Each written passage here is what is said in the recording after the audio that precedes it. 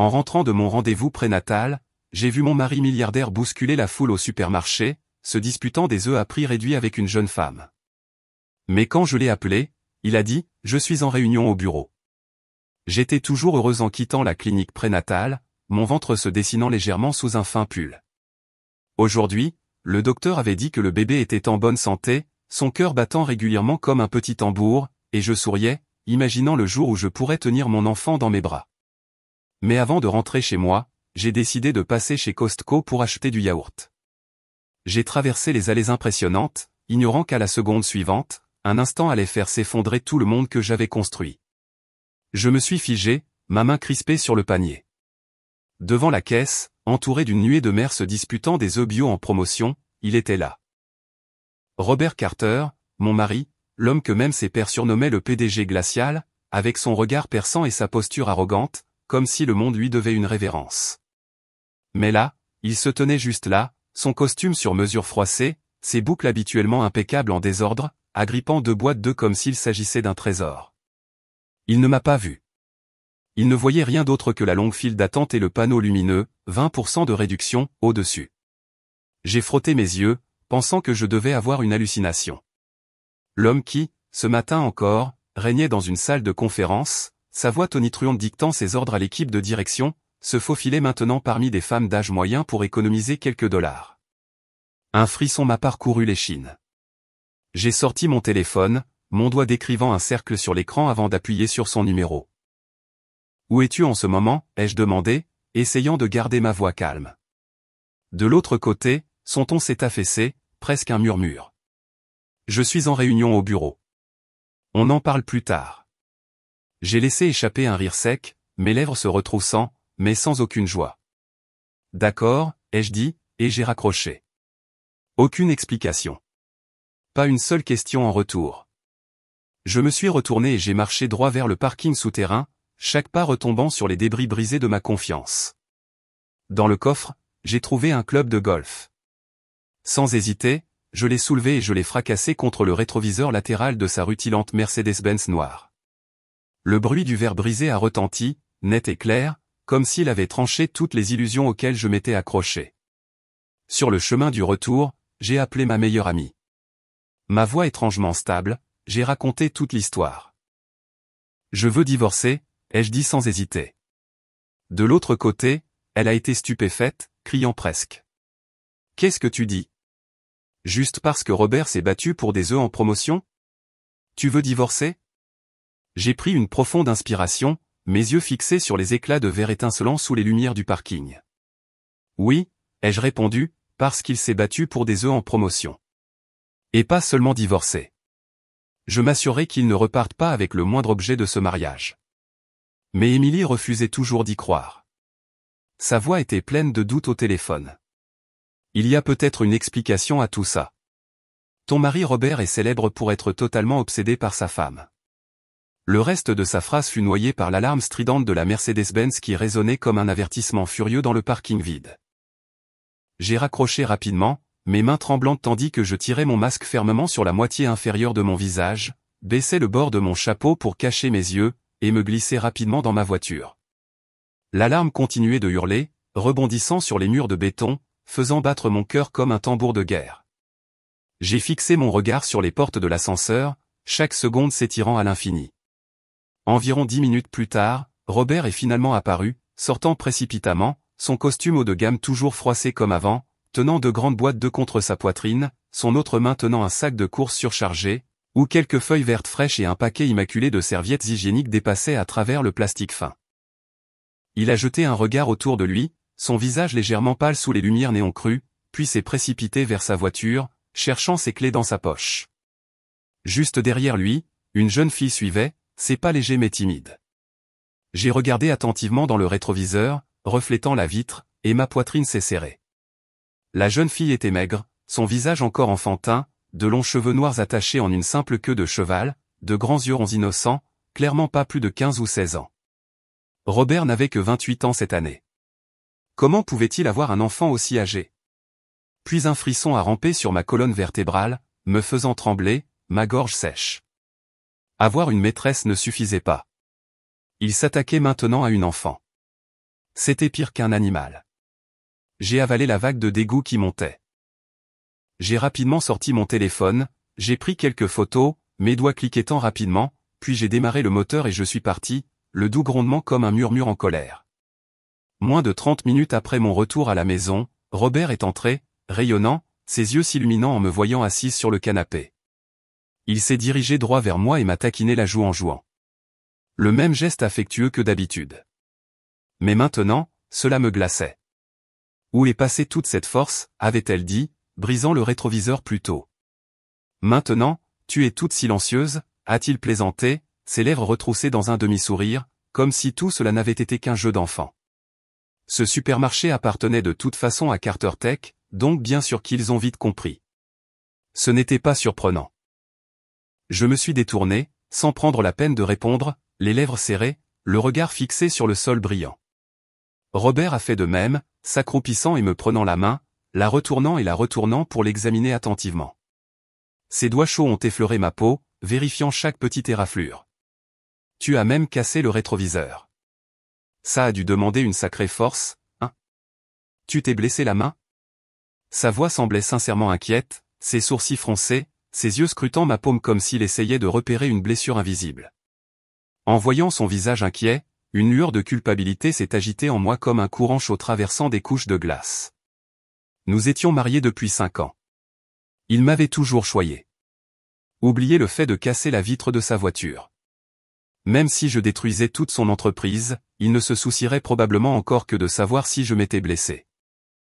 Mais cette pensée disparut aussi vite qu'elle était venue, étouffée par cet appel téléphonique mensonger précédent, me faisant mordre ma lèvre, essayant de retenir un soupir.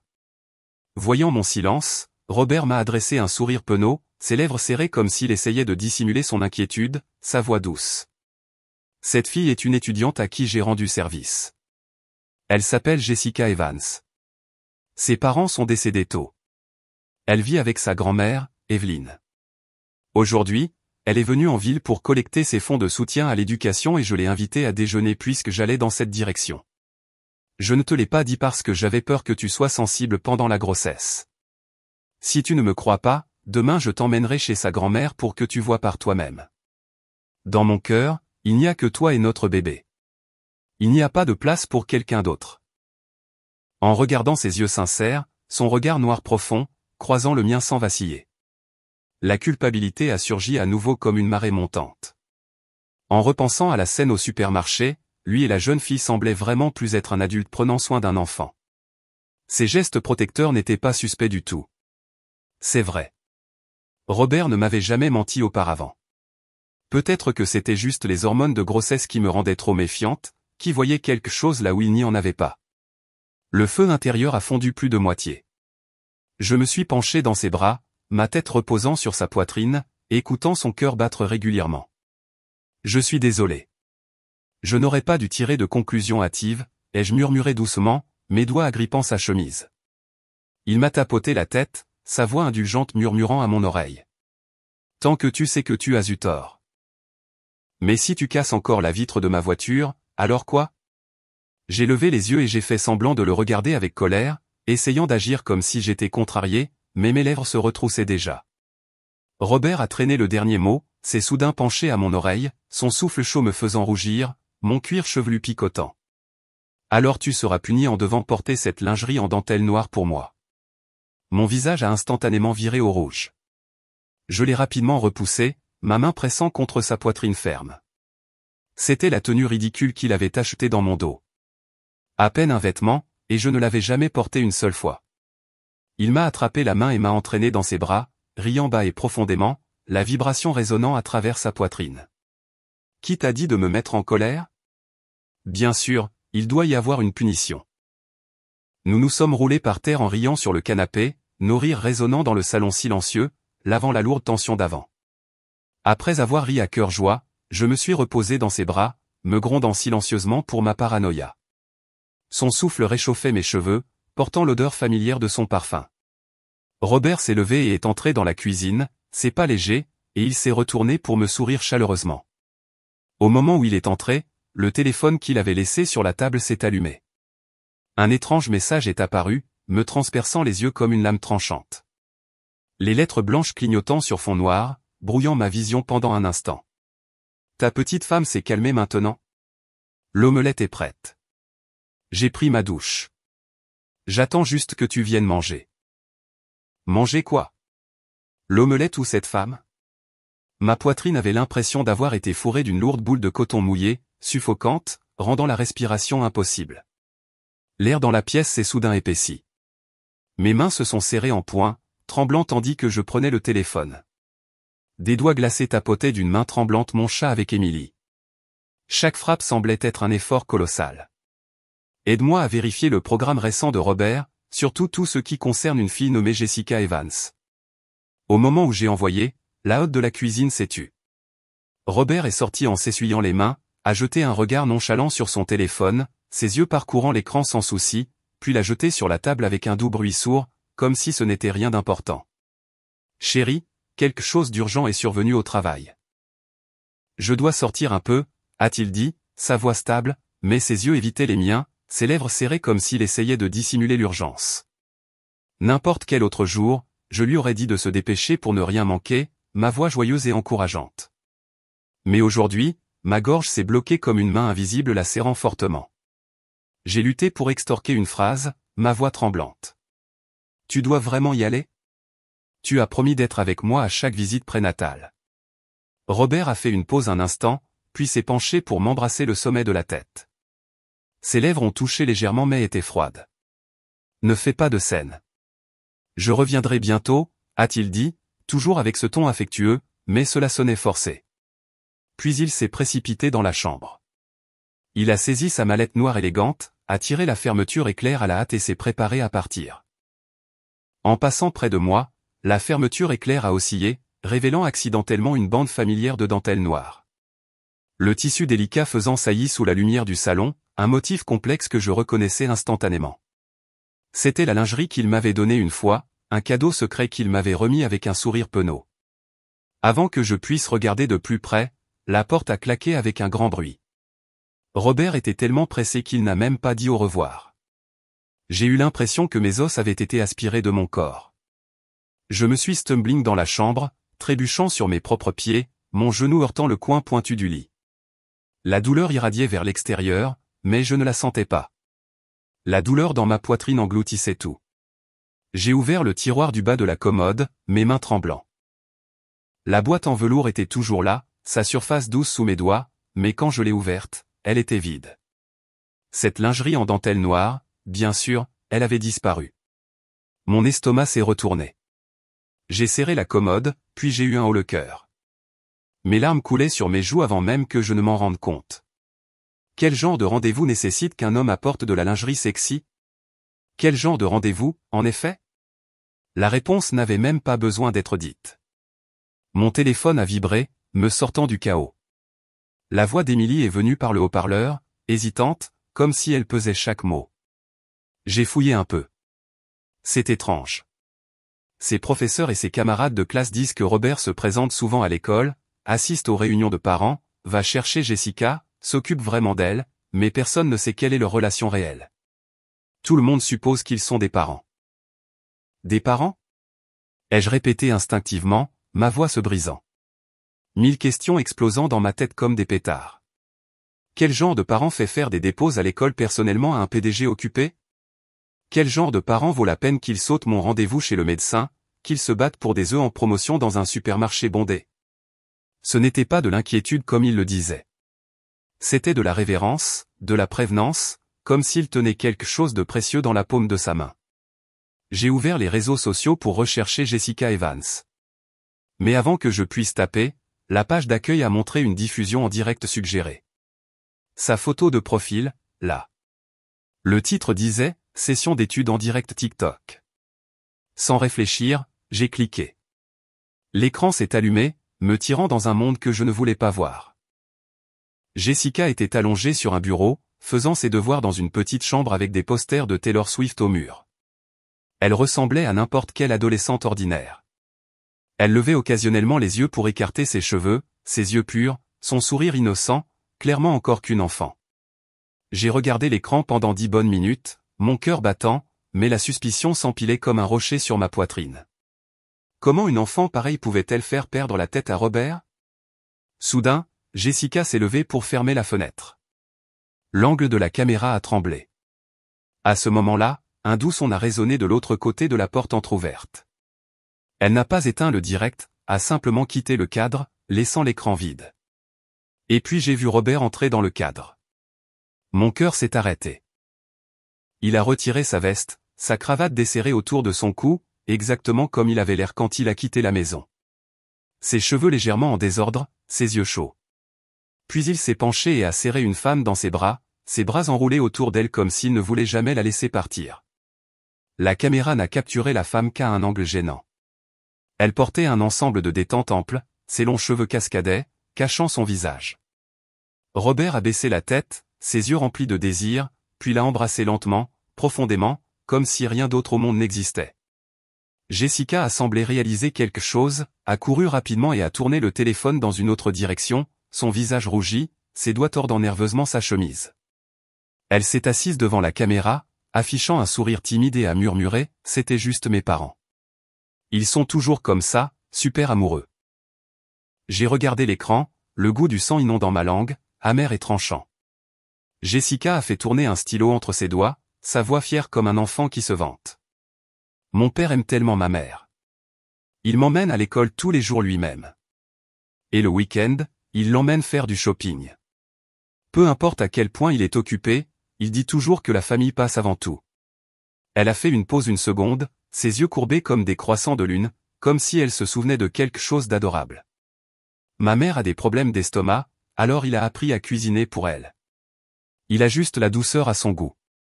Chaque jour, il lave même ses sous-vêtements à la main très soigneusement, plus propre que n'importe quel pressing, et il lui masse aussi les pieds. » Chaque mot, chaque phrase était une aiguille d'acier gelée plantée dans mon cœur, déchirant toutes les illusions qui me restaient.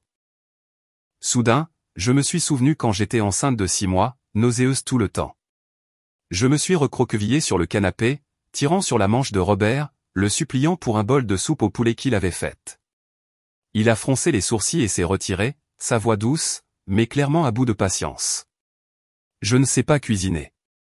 Appelle Chloé la femme de ménage ou commande à emporter. » J'ai refusé. J'ai continué à secouer son bras, insistant pour qu'il le fasse lui-même. Finalement, agacé, il a inventé une excuse et s'est retiré dans son bureau pour prendre un appel, me laissant seul. J'ai dérivé vers le sommeil, attendant, et ce bol de soupe n'est jamais venu. Et les sous-vêtements? En 5 ans de mariage, il n'a jamais touché à mes affaires personnelles, jamais fait la lessive, jamais massé mes pieds, jamais eu une telle attention délicate pour moi. Mais pour cette femme, il faisait tout, tous les petits gestes d'amour que j'avais toujours désirés. Jessica a continué à parler, sa voix légère et innocente. Papa dit, si tu aimes quelqu'un, tu dois le montrer par des actions. À quoi bon dire juste des mots? Il a même écrit à maman une pile de lettres d'amour et a promis qu'une fois que je serai au collège, il emmènera toute la famille à Hawaï. Demain, c'est encore le week-end. C'est le rendez-vous hebdomadaire. Je ne pouvais plus supporter un mot de plus. Mon téléphone m'a glissé des mains et a frappé le canapé avec un bruit sourd et lourd. Donc, Robert avait tout un autre côté que je ne connaissais même pas. Il allait dans la cuisine pour une autre femme, lavait ses vêtements les plus intimes, lui écrivait des lettres d'amour remplies de promesses douces. Et qu'ai-je reçu? Juste un collier de diamants jeté sur moi, des choyages achetés avec de l'argent, une pincée de douceur donnée seulement après qu'il ait dominé le monde des affaires. Cette nuit-là, Robert n'est pas rentré. Je suis resté recroquevillé sur le canapé. Dehors, les feuilles sèches imbibées de rosée nocturne se sont recourbées sous le soleil matinal, comme mon cœur déchiqueté puis laissé sécher, ne laissant derrière lui que des fissures qui ne pourraient jamais être réparées. Le téléphone s'est allumé puis s'est éteint à nouveau, son écran affichant des notifications dénuées de sens, mais je ne lui ai envoyé aucun message. Mes yeux étaient rivés sur la photo de mariage au mur.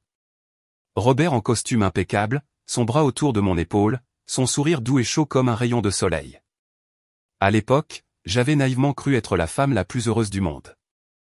Mais maintenant, j'avais réalisé que je n'étais rien de plus qu'un chat qu'il gardait dans une cage de verre. Quelque chose avec lequel il jouait à sa guise, auquel il jetait des miettes d'affection quand il le voulait.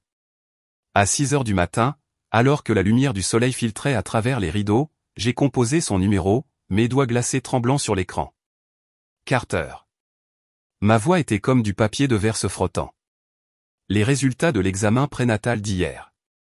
Le docteur a dit qu'il pourrait y avoir quelque chose qui ne va pas. Il veut que j'y retourne aujourd'hui. Chaque mot me donnait l'impression de me poignarder la poitrine. Mais j'ai attendu, espérant juste une lueur. De l'autre côté, il y a eu une pause suivie du doux bruissement de tissu comme s'il se redressait à la hâte. Mon cœur battait, ma poitrine se serrait de douleur. Robert, si tu disais juste que tu rentrais à la maison, si tu essayais d'expliquer, même un mensonge éhonté, peut-être. Peut-être que je pourrais encore me duper une fois. Après tout, je porte l'enfant que nous désirions autrefois ensemble. Mais ensuite, sa voix est venue, calme et froide. J'ai une réunion à l'entreprise aujourd'hui. Je ne peux pas partir. Laisse le chauffeur t'emmener. Si quelque chose arrive, appelle-moi immédiatement. Pas un mot de préoccupation, pas la moindre hésitation, même pas un « qu'est-ce qui ne va pas ?» J'ai serré le téléphone, la douleur vive irradiant vers l'extérieur. Elle ne pouvait pas se comparer à l'agonie qui me déchirait la poitrine. Les larmes sont finalement venues, coulant sur mes joues, se brisant en petits fragments en frappant le sol. D'accord, ai-je répondu, ma voix tremblant au bord de l'effondrement, puis j'ai raccroché avec force. J'ai essuyé mon visage, mais plus j'essuyais, plus les larmes venaient. Comme tout ce que j'avais retenu se déversait maintenant de manière incontrôlable. Mais à quoi bon pleurer? Les larmes ne pouvaient pas réparer ce qui était déjà brisé.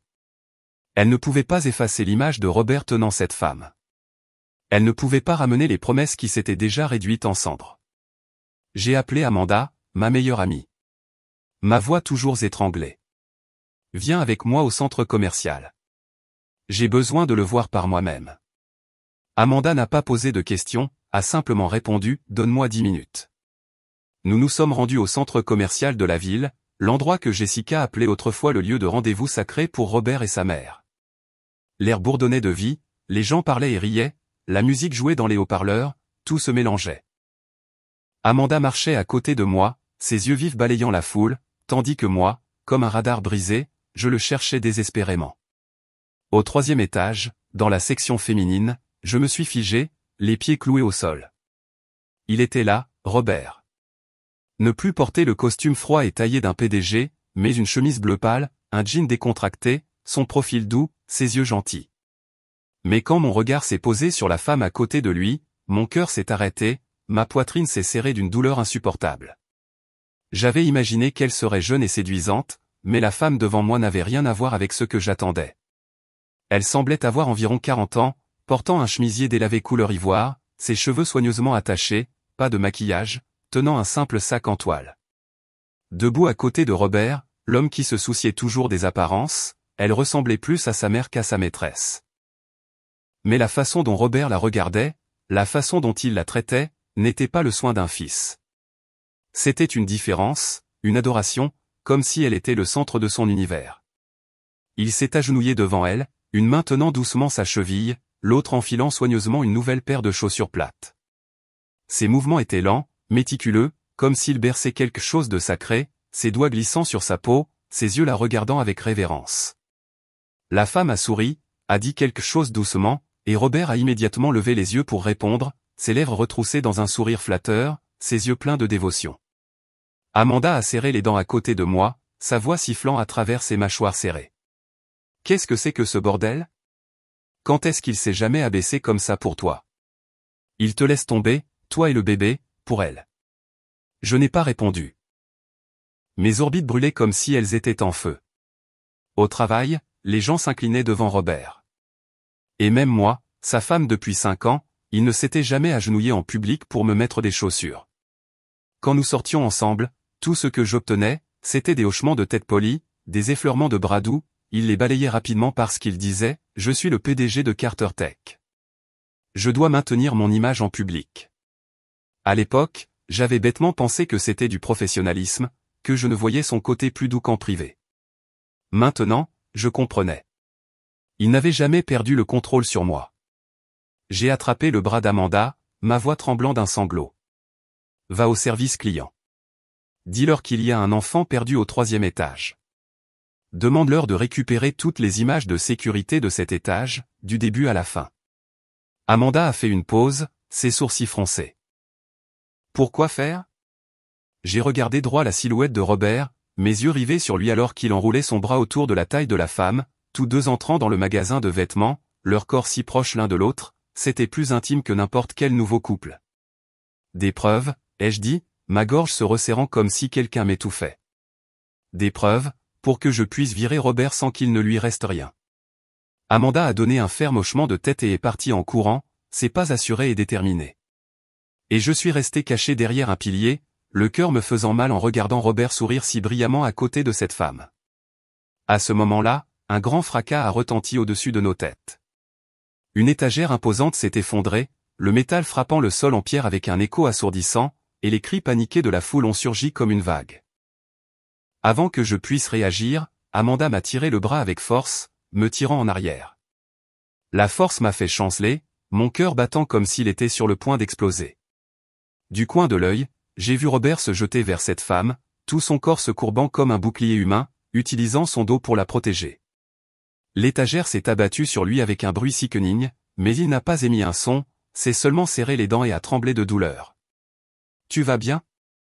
Il a levé les yeux, sa voix tremblant d'inquiétude, ses yeux ne reflétant qu'elle. Le dos de ma main a été coupé par un morceau de l'étagère, du sang suintant entre mes doigts, chaud et métallique. Mais cette douleur n'était rien comparée à la déchirure qui me déchirait le cœur. Robert l'a ramené en sécurité, sa main serrant la sienne, chaque pas urgent mais prudent. Et quand il s'est retourné, ses yeux ont finalement croisé les miens, me voyant là, pas les figés. Un éclair de panique a traversé ses yeux, ses sourcils se sont froncés. Et puis il a immédiatement attiré la femme vers la sortie de secours, ses pas rapides, presque comme s'il fuyait. Les gens ont commencé à se rassembler, des murmures se propageaient, des yeux curieux se tournaient vers eux. Et puis j'ai levé la voix, la faisant résonner dans le chaos. « Chérie, qu'est-ce que tu fais ici ?» ai-je appelé délibérément, serrant mon ventre sous le fin pull, titubant en avant. J'ai mal au ventre. Je pense que ça pourrait affecter le bébé. Ma voix s'est brisée. Ma main s'est frottée le ventre, les larmes coulant sur mes joues. Pendant un moment, la foule s'est tue. L'air est devenu lourd. Tous les regards étaient maintenant tournés vers eux. Le visage de Robert est passé de pâle à livide. Sa main, qui avait serré la taille de la femme, s'est légèrement relâchée, ses doigts tremblants comme s'il essayait de dissimuler sa panique. C'est seulement alors que j'ai fait semblant de la remarquer enfin? Les larmes coulant, ma voix tremblant de chagrin. Qui est-elle? Tu n'as pas dit que tu avais une réunion? Alors pourquoi es-tu ici faire du shopping avec elle? Chaque mot était une accusation. J'ai pointé du doigt la femme, mon corps vacillant comme si j'allais m'effondrer. Le visage de Robert est devenu encore plus pâle. Instinctivement, il a attiré la femme derrière lui pour la protéger, puis s'est rapidement avancé vers moi, tendant la main pour me soutenir la taille, sa voix urgente, mais essayant de rester calme. « Chérie, ne t'énerve pas. Le médecin a dit, tes émotions ne peuvent pas fluctuer trop. » Ses doigts ont effleuré mon épaule, mais j'ai immédiatement reculé, l'évitant. Mon corps tremblait de colère et de douleur, mes yeux toujours fixés sur la femme derrière lui.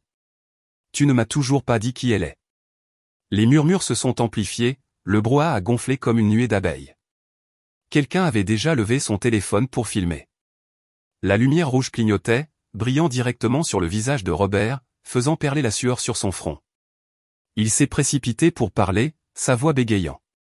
C'est une nouvelle assistante que je viens d'engager. Nous allions dans la même direction par hasard, alors nous sommes venus ici chercher des fournitures de bureau. Ces mots étaient forcés. C'était évident. J'ai laissé échapper un rire amer, le genre qui secouait toute ma poitrine. Les larmes coulaient plus fort, chaudes contre mes joues. Ma voix a retenti avec un sarcasme cinglant. Une assistante personnelle? Robert, tu crois que je suis aveugle? Combien d'assistantes as-tu eu? Je ne les ai pas toutes rencontrées? Depuis quand tes assistantes portent des chemises bon marché, des sacs en toile, et que tu t'agenouilles pour leur mettre des chaussures? Chaque phrase lui a claqué au visage. J'ai pointé du doigt la femme, mon corps tremblant d'émotion, le brouhaha de la foule augmentant avec de petits gloussements mêlés. Le visage de Robert a viré au rouge, puis a pâli. Il a bégayé. Toi. Tu comprends mal. Mais soudain, la femme derrière lui s'est avancée. Son visage était rougi de fureur, ses yeux pleins de grief et de rage, sa voix tranchant le bruit comme un couteau. « Qui appelles-tu ta nouvelle assistante ? Robert ? Qui était celle qui s'accrochait à moi à l'époque ? Qui m'a supplié de rester ? Qui a promis de m'épouser ? Et maintenant, devant ta femme, tu veux prétendre que je ne suis personne ? » Elle a pointé un doigt tremblant vers lui, sa voix s'élevant et résonnant dans l'espace. Dès qu'elle eut fini, la foule a éclaté. Les murmures se sont transformés en commentaires à voix haute. Alors, elle n'est pas l'assistante. C'est la maîtresse, mais elle a l'air assez vieille pour être sa mère. Waouh, le goût de ce PDG est vraiment quelque chose. Le bruit des appareils photo cliquetant est devenu frénétique. Les flashs ont éclaté sans arrêt, frappant le visage de Robert si vite qu'il a dû cligner des yeux à plusieurs reprises. Il s'est rapidement penché pour la tirer en arrière, sa voix urgente. « Ne dis pas de bêtises. Ce n'est pas ce qui s'est passé entre nous. » Il lui a serré le bras, essayant de l'éloigner, mais elle s'est dégagée et a sorti son téléphone de son sac en toile. Elle l'a brandi haut. Une photo affichée. C'était le mois dernier. Il m'a emmené en vacances. Il a dit qu'une fois que sa femme aurait accouché, il demanderait le divorce. Et maintenant, il le nie. Sur la photo, Robert portait des vêtements décontractés, son bras autour de son épaule, tous deux souriant intimement. Donc, ce n'était pas juste des mensonges. Il avait prévu de m'abandonner, moi et le bébé, depuis le début. La foule s'est intensifiée, les gens prenant la parole. Quel genre d'homme fait ça, tromper pendant que sa femme est enceinte ? La femme n'avait pas fini. Sa voix s'est à nouveau élevée. Robert, tu ferais mieux de me donner une explication aujourd'hui. Soit tu dis la vérité à ta femme maintenant, soit je vais tout révéler et le cours de Carter Tech va s'effondrer au plus bas. Robert est resté figé, le visage blanc comme un fantôme, ses yeux passant de la femme en colère, à la foule filmant avec leur téléphone, et à moi, sa femme larmoyante et trahie.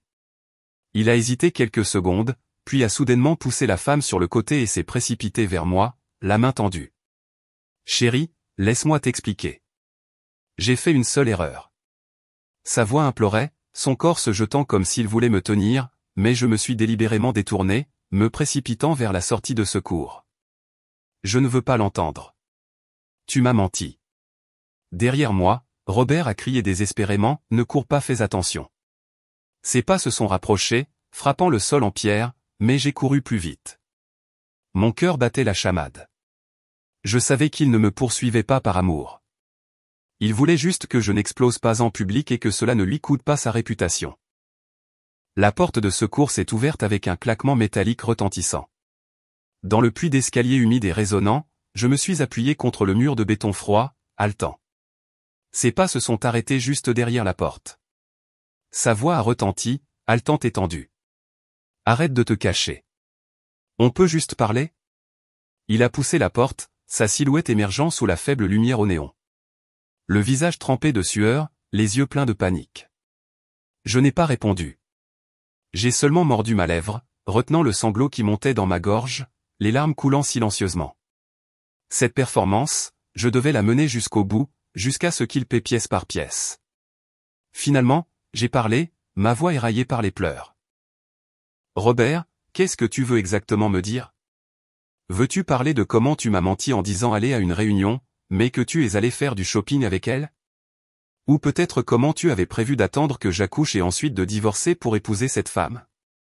Il était sans voix. Il a fait 2 pas en avant puis s'est arrêté. Bébé, elle m'a forcé. Je n'ai jamais vraiment pensé au divorce, a-t-il dit, la voix tremblante, ses yeux s'éloignant, mais essayant toujours de se rapprocher de moi comme s'il voulait me reprendre dans ses bras. J'ai serré mon ventre, me redressant lentement, me penchant intentionnellement contre le mur, chancelant comme si j'allais tomber. Voyant cela, il a paniqué et s'est précipité, tendant la main pour m'attraper, les yeux écarquillés d'inquiétude. J'ai merdé. Vraiment. Je vais la couper immédiatement, a-t-il dit, la voix urgente, ses mains serrant fermement mes épaules. Je me suis penché contre sa poitrine, laissant tout mon poids peser sur lui, abaissant ma tête, ma voix étouffée et faible. Carter, tu es tout ce qui me reste. Quand tu as commencé ton entreprise, je t'ai donné chaque objet que mes parents m'ont laissé. Je n'ai jamais rien demandé en retour. Et maintenant que je suis enceinte, comment as-tu pu me traiter comme ça? Chaque mot était une aiguille s'enfonçant plus profondément en lui. Je pouvais sentir ses bras se resserrer autour de moi, sa respiration lourde, accablé par la culpabilité. Je suis une ordure. Je t'ai fait du tort. Tout ce que tu veux, je te le donnerai. Ne me quitte pas, ni le bébé, a-t-il murmuré doucement, me caressant les cheveux comme s'il essayait de me réconforter, et lui-même. Oui, c'était la ligne que j'attendais, la promesse dont j'avais besoin pour mettre mon plan en marche. Quand nous sommes rentrés à la maison, je n'ai pas mentionné son infidélité. J'ai calmement soigné les blessures sur son dos causées par la chute de l'étagère. Pas de reproches, pas de ressentiment, seulement de la tendresse. Il m'a serré la main, les yeux pleins de culpabilité, ses doigts entrelacés aux miens comme s'il avait peur que je disparaisse. Chérie, dès que j'aurai traversé cette période chargée, nous partirons en vacances avec le bébé, a-t-il dit, ses yeux brillants comme s'il essayait de peindre un avenir parfait. J'ai baissé mon regard et lui ai adressé un léger sourire, mes lèvres retroussées, mais sans chaleur, et j'ai simplement répondu « d'accord ». Mais dans mon cœur, je voulais bien plus que cela. Cette nuit-là, pendant qu'il dormait profondément, son souffle régulier dans l'obscurité, j'ai ouvert mon ordinateur portable et, utilisant un compte anonyme, j'ai téléchargé la vidéo et l'audio complet du centre commercial en ligne. Les excuses de Robert, la femme hurlant, la scène où il s'agenouille pour l'aider à mettre des chaussures. Tout était monté proprement, clairement, comme un court-métrage dramatique. Grâce à cette précédente session d'études en direct sur TikTok, Jessica Evans avait déjà pas mal de followers. Et en quelques instants, Internet a explosé. Le titre, le PDG tricheur de Carter Tech avec une femme d'âge moyen pendant que sa femme est enceinte, s'est répandu comme une traînée de poudre sur X et TikTok. Le hashtag #CheatingCEO a grimpé dans les tendances. Les commentaires étaient furieux. J'ai déjà regardé les TikTok de Jessica Evans. Je pensais que c'était juste une gentille écolière. Qui aurait cru que sa mère était la maîtresse? Dégoûtant. Dans la vidéo, elle exige même le mariage. C'est comme ça qu'on change son destin, hein. Le compte TikTok de Jessica a été tellement bombardé qu'il s'est mis hors ligne. La pauvre fille a paniqué et a disparu des réseaux sociaux. Mais plus elle se cachait, plus les internautes devenaient curieux. L'adresse de son école a été révélée. De vieilles photos d'elle avec ses parents ont inondé Internet, accompagnées de légendes moqueuses et acerbes. Bianca, l'autre femme, n'a pas supporté la pression. Tôt le lendemain matin, elle a entraîné Jessica pour bloquer Robert à l'entrée du siège de Carter Tech. Sa voix était pleine de ressentiment alors qu'elle le confrontait. « Robert, tu m'as menti.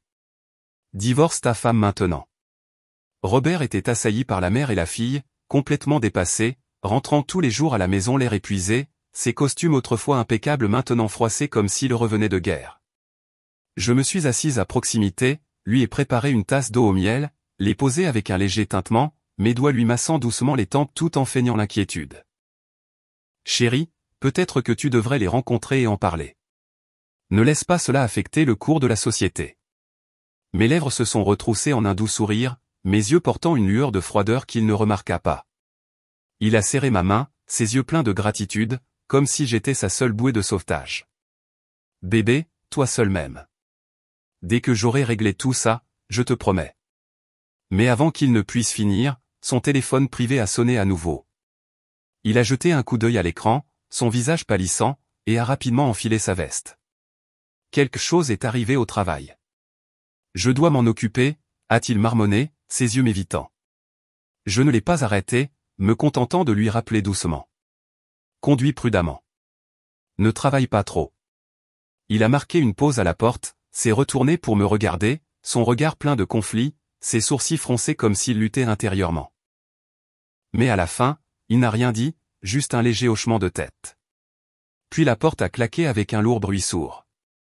Je suis allé à la fenêtre et j'ai regardé sa voiture disparaître au coin de la rue, les phares clignotant une fois avant de s'évanouir dans la nuit. Puis j'ai ouvert mon téléphone pour vérifier les nouvelles. L'écran s'est allumé avec des gros titres brûlants. Le hashtag #CheatingCEO continuait de grimper et la section des commentaires grondait comme une tempête sans fin, déchirant chaque détail du scandale de Robert. Quand j'ai tout raconté à Amanda, elle s'est effondrée sur le canapé, se tenant la tête dans les deux mains, sa voix mêlant fureur et impuissance. « Es-tu devenue folle? Tu l'aides toujours. N'étais-tu pas celle qui voulait divorcer pour prendre tous ses biens? Ses yeux s'écarquillèrent, flamboyants comme si elle voulait me consumer. Ses bras se balançaient par frustration, comme si j'étais une énigme qu'elle ne parvenait pas à résoudre. Je me suis appuyé contre la rampe du balcon, mon regard dérivant sur le flot de circulation en contrebas.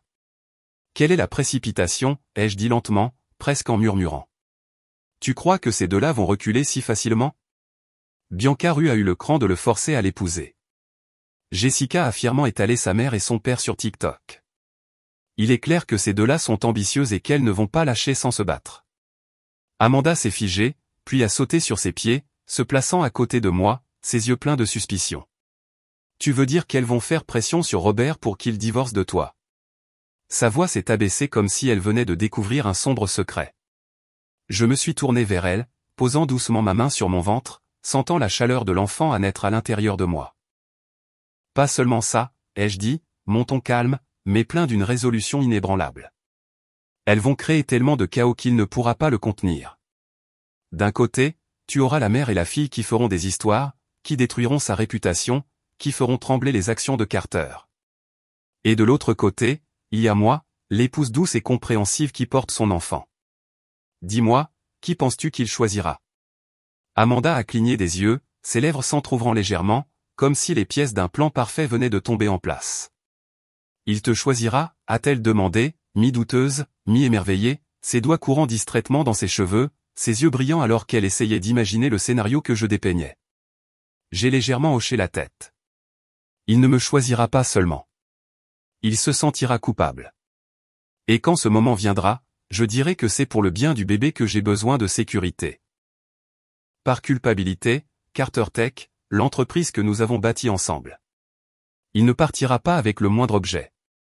Amanda m'a regardé, son expression passant de la surprise à l'admiration, ses lèvres retroussées dans un léger sourire. Tu es honnêtement terrifiante, a-t-elle dit, secouant la tête. Mais son ton était plein d'approbation, comme si elle venait de trouver une camarade dans une partie de jeu brutal. Je n'ai pas répondu. J'ai simplement tourné mon regard vers les voitures en contrebas. Pourquoi devrais-je demander le divorce et les laisser vivre heureux pour toujours alors que c'est lui qui a brisé mon cœur? Dans les jours qui ont suivi, Bianca et Jessica n'ont pas seulement attendu devant l'entreprise de Robert tous les jours. Elles ont fait des lives exposant chaque lettre d'amour, chaque cadeau qu'il leur avait jamais donné, même des photos privées et intimes, des images de lui tenant la taille de Bianca au coucher du soleil, ou Jessica rayonnant à côté de ses parents en vacances. Elles se sont extasiées sur leur belle histoire d'amour, me peignant comme l'épouse méchante qui s'accroche à Robert avec l'enfant dans son ventre. La voix de Bianca était pleine de sarcasme pendant le live. Elle sait seulement dépenser de l'argent. Ce que Robert et moi avons, c'est le vrai amour. Le scandale a explosé et les principaux actionnaires ont exigé que Robert fasse une déclaration publique. Le cours de Carter Tech a chuté. Sa vie est devenue de plus en plus suffocante. Chaque soir, il rentrait à la maison empestant l'alcool, les yeux rouges, ses pas chancelant alors qu'il titubait en franchissant la porte. Ses costumes autrefois impeccables froissés et éparpillés sur le sol. Et moi? Je continuais à jouer l'épouse compréhensive, m'occupant de lui tous les jours, préparant du thé aux herbes, et le posant doucement sur la table, lui frottant le dos pendant qu'il se recroquevillait sur le canapé. Parfois, je lâchais une phrase, voix douce, mais teintée d'émotion. Le docteur a dit que le bébé ne bougeait pas beaucoup aujourd'hui. Probablement parce que je n'ai pas bien dormi. Il se figeait, posait la tasse, me serrait fermement les mains, s'excusant encore et encore, sa voix rauque. C'est entièrement de ma faute. Je t'ai inquiété. Ses mains tremblaient, ses yeux remplis de culpabilité, comme chaque mot que je disais était un couteau tournant dans sa conscience. Quand tout a atteint son paroxysme, quand le scandale est devenu une bombe à retardement, je suis passé à l'étape suivante. Je me suis assise recroquevillée près de la porte d'entrée, mon visage toujours maculé de larmes sous la faible lumière du couloir. Un morceau de papier froissé était posé à mes pieds, l'écriture tremblante sombre et désordonnée. Au moment où il est entré, il a paniqué, son visage livide à la lumière. Il s'est précipité, s'est accroupi près de moi, sa main touchant mon épaule glacée. Qu'est-ce qui s'est passé? Sa voix était frénétique, son souffle lourd d'alcool. Je lui ai secoué le papier, mes doigts agrippant la note froissée, les lettres audacieuses me fixant. Ne pense pas qu'avoir un bébé signifie que tu garderas Robert. Fais attention ou tu perdras tout. Ma voix tremblait, étouffée par la peur. Après mon rendez-vous cet après-midi, j'ai eu l'impression que quelqu'un me suivait. Et quand je suis rentré à la maison, un homme étrange a jeté une pierre avec cette note à la porte et s'est enfui. Je me suis enfoui dans sa poitrine, mon corps tremblant, ma voix se brisant. Carter, tu penses que Bianca l'a envoyé? J'ai vraiment peur. Le visage de Robert s'assombrit comme un nuage d'orage, mais il a toujours essayé de me calmer, me caressant doucement le dos. Ça va. Je vais m'en occuper. Dans les jours qui ont suivi, j'ai délibérément aggravé la situation. Parlant de pas étranges dehors à minuit, de bruissements résonnants dans le couloir sombre, de colis anonymes avec des contenus effrayants comme une poupée déchirée ou des notes menaçantes. J'ai même fait demander à Amanda de découper des images de caméras de rue pour créer une silhouette floue, l'imprimer en noir et blanc granuleux, et le lui montrer d'une voix tremblante. J'ai vu cette silhouette me suivre ces derniers jours. Les nerfs de Robert étaient tendus à la limite, jonglant avec le chaos corporatif, les appels incessants et les alertes bourdonnantes, et maintenant s'inquiétant terriblement pour moi et le bébé. Ses yeux s'assombrissaient de jour en jour. Cette nuit-là, il s'est assis sur le canapé, fumant en chaîne, le cendrier débordant de mégots jaunis, la fumée épaisse dans le salon, l'odeur de brûlé étouffant l'air. Je me suis assise à côté de lui et j'ai soupiré doucement. Il m'a tiré dans ses bras, sa voix épuisée. Sophia, peut-être qu'on devrait divorcer temporairement. Je me suis instantanément tourné vers lui, les yeux écarquillés de choc, la voix aiguë. Qu'est-ce que tu as dit? Il a baissé le regard, caressant doucement mon ventre. Les choses sont devenues si mauvaises. Bianca ne va pas lâcher. J'ai peur que tu sois entraîné dedans. Si nous divorçons pour l'instant, je peux tout transférer à ton nom pour qu'elle ne reçoive rien. Après la naissance du bébé, quand tout ça sera retombé, nous nous remarierons, d'accord? Sa voix s'est affaiblie, ses yeux ternes, comme enfermés dans une lutte interne. Je savais que Bianca avait des secrets sur lui. Comment il siphonnait l'argent de l'entreprise pour financer leurs vacances secrètes, elle et Jessica. Les factures cachées, les virements déguisés. C'est pourquoi il les supportait. Trop effrayé pour aller à la police, craignant que tout ne soit dévoilé. En fin de compte, il a proposé la solution. Exactement ce que j'attendais. Mais quand même, une piqûre a transpercé ma poitrine. Je l'ai serré, laissant les larmes couler librement. Il m'a serré plus fort. Après un long silence, ses yeux ont vacillé, et enfin, il a dit, faisons-le. Le lendemain, l'avocat est arrivé avec l'accord de divorce.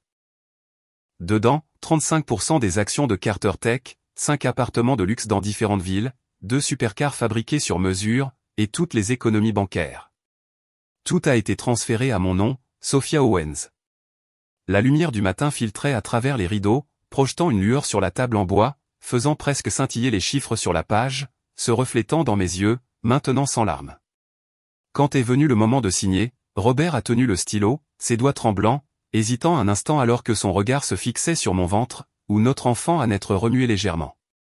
Une fois que j'aurai réglé les choses avec Bianca, nous nous remarierons et recommencerons, a-t-il dit. J'ai souri et hoché la tête. D'accord, ai-je répondu doucement, ma voix tremblante, comme une épouse qui s'accrochait encore à l'espoir. Mais dans ma tête, une voix calme murmurait, non, Robert. Il n'y aura pas de recommencement. C'est la fin de tout. Après avoir signé, j'ai soigneusement plié l'accord, les glissé dans mon sac à main, mes doigts glissant sur le papier lisse comme si je touchais la preuve finale de la victoire. La lourde pierre dans ma poitrine s'est enfin soulevée. Mais j'ai gardé le même regard doux amer sur mon visage, lui rappelant doucement. Je vais déménager dans une autre maison aujourd'hui. Assure-toi de ne pas trop boire pendant que tu es seul à la maison. Je l'ai regardé avec des yeux doux, comme si j'étais toujours l'épouse dévouée que j'avais toujours été. Pendant que Robert prenait du temps pour emmener Jessica et sa mère en voyage, essayant d'apaiser le scandale déchaîné, j'ai discrètement liquidé toutes les actions et propriétés. L'acheteur était un fonds étranger que j'avais déjà contacté à l'avance, et le processus était discret et rapide. Chaque contrat signé, chaque transaction effectuée. L'argent a afflué sur mes comptes offshore, silencieux et réguliers. Comme les dernières gouttes drainant l'empire, que Robert pensait toujours contrôler. Au moment où il a réalisé, tout était déjà fait.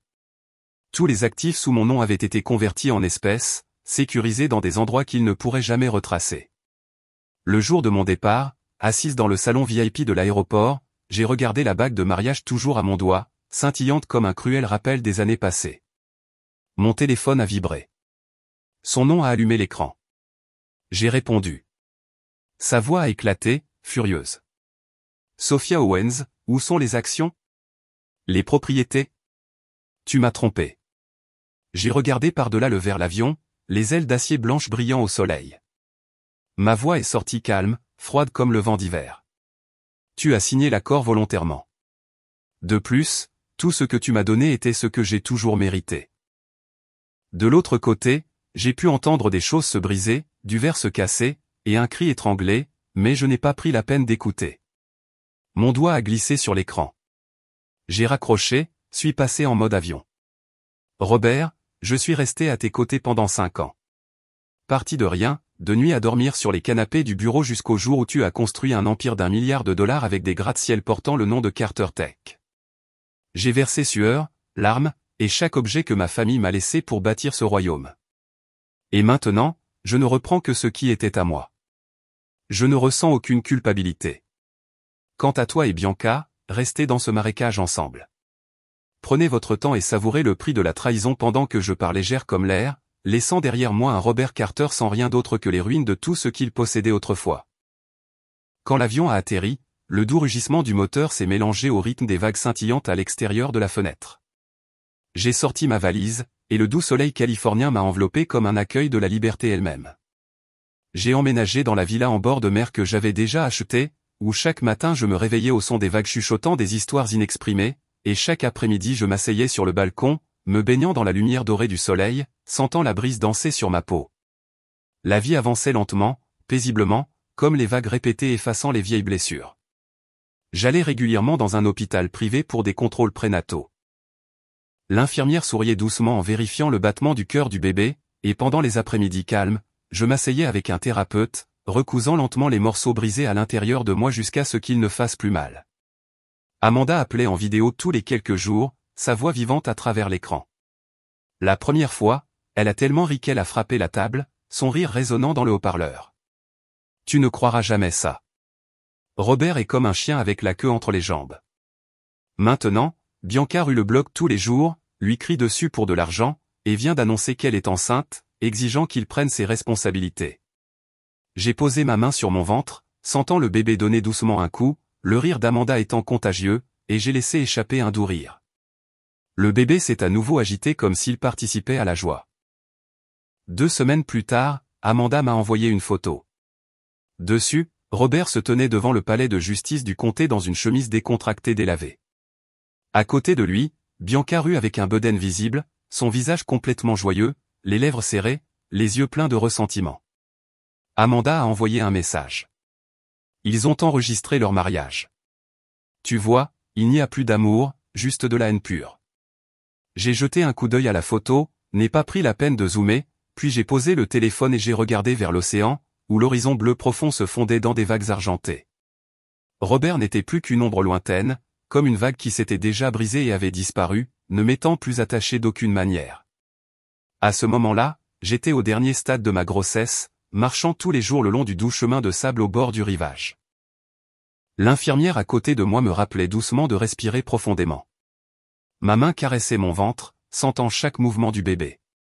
Quand je pensais à Robert, tout ce que je ressentais était de la gratitude. Pas pour l'amour, mais parce que j'avais réussi à échapper au gâchis qu'il avait créé, réussi à garder ma liberté et à protéger mon avenir. Le jour de l'accouchement, j'ai été conduite dans la salle d'accouchement, le son des machines rythmé par mon battement de cœur. Puis est venu le cri, clair et perçant comme la première note de la vie elle-même. Ma fille est née. L'infirmière me l'a apportée, minuscule, les yeux fermés hermétiquement, les cils longs et recourbés comme des ailes de papillon, sa peau douce et rose. J'ai touché sa joue, mon doigt tremblant, comme si chaque douleur du passé s'était transformée en une brise et s'était envolée au loin. L'infirmière a souri et a demandé avec désinvolture, elle est si adorable. Où est le papa? J'ai tenu la main de ma fille, ses petits doigts agrippés fermement aux miens. J'ai souri doucement, ma voix calme. Il n'y a pas de papa. Elle est à moi et à moi seule. C'est vrai. J'ai une maison au bord de la mer où les vagues me réveillent chaque matin. J'ai assez d'argent sur mon compte pour nous abriter toutes les deux à travers n'importe quelle tempête. J'ai une fille en bonne santé dont les yeux s'ouvriront bientôt pour voir le monde. Et j'ai Amanda, ma meilleure amie, dont le rire résonne à chaque appel vidéo. J'ai serré ma bébé contre moi. Plus d'ombre du passé. Plus de mensonges aux arêtes vives. Notre vie à partir de maintenant serait paisible, radieuse comme le soleil sur l'océan, intouchée par plus de chagrin. La liberté ne consiste pas à briser des chaînes. Il s'agit de choisir son chemin doucement et brillamment à côté des choses qui en valent vraiment la peine.